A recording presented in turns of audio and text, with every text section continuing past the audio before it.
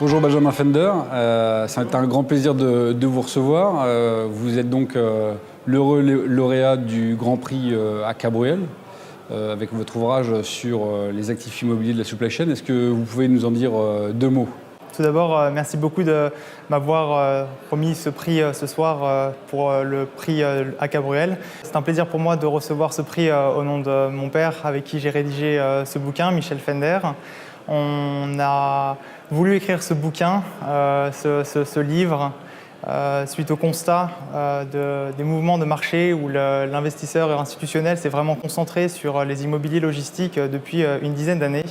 On a réellement constaté que le marché bougeait dans ce sens-là et on a voulu préparer un ouvrage qui répondait à toutes les problématiques auxquelles les utilisateurs et investisseurs étaient confrontés.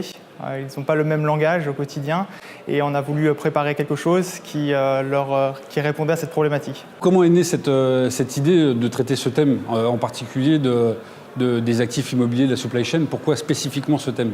Les actifs immobiliers logistiques ont longtemps été un investissement nécessaire pour la réalisation des activités des acteurs logistiques. C'était pas du tout un support d'investissement, c'était surtout une utilité. On avait besoin de se loger, on avait besoin d'un endroit pour réaliser son activité. Jusqu'aux années 2000-2005, les acteurs de la logistique ont réalisé que finalement c'était mieux de se concentrer sur leur business réel plutôt que de détenir leurs actifs logistiques. Et en même temps, en contrepartie, on a vu les investisseurs institutionnels regarder les produits actifs logistiques comme un produit réellement support d'investissement avec du rendement. De ce constat, nous sommes partis sur l'idée de réaliser un ouvrage sur les actifs immobiliers logistiques, alors réellement les actifs immobiliers, dans le sens où un industriel a besoin d'un actif pour pouvoir réaliser son activité et un investisseur peut profiter de cette situation pour avoir un support d'investissement qui lui procure du rendement. On s'est dit qu'industriel, utilisateur, investisseur, nécessité de rendement, ça pouvait faire un bon ouvrage avec une bonne confrontation puisque le langage est complètement différent pour les uns et pour les autres.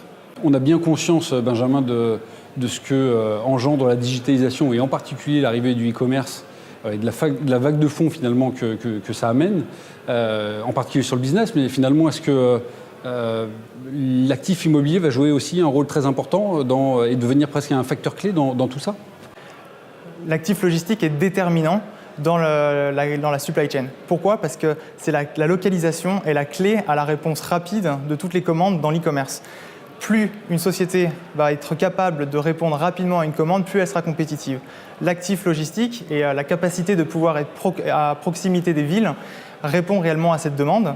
Les investisseurs ont réellement compris cette vague qu'est l'e-commerce. C'est pourquoi les actifs immobiliers logistiques est vraiment devenu un support d'investissement pour les institutionnels et pour les investisseurs de fonds, en tout cas pour les détenteurs d'actifs immobiliers logistiques, parce que c'est vraiment la clé pour pouvoir répondre à cette demande. Quelles évolutions pour la supply chain de demain, Benjamin?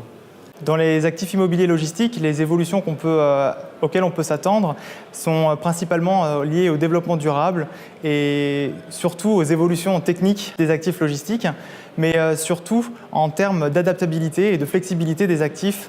Les utilisateurs ne restent plus pour 20 ans dans un entrepôt, ils restent réellement entre 3, 6 ou 9 ans si on a de la chance du côté d'investisseurs. Et l'entrepôt doit pouvoir être flexible et s'adapter en fonction des business des utilisateurs.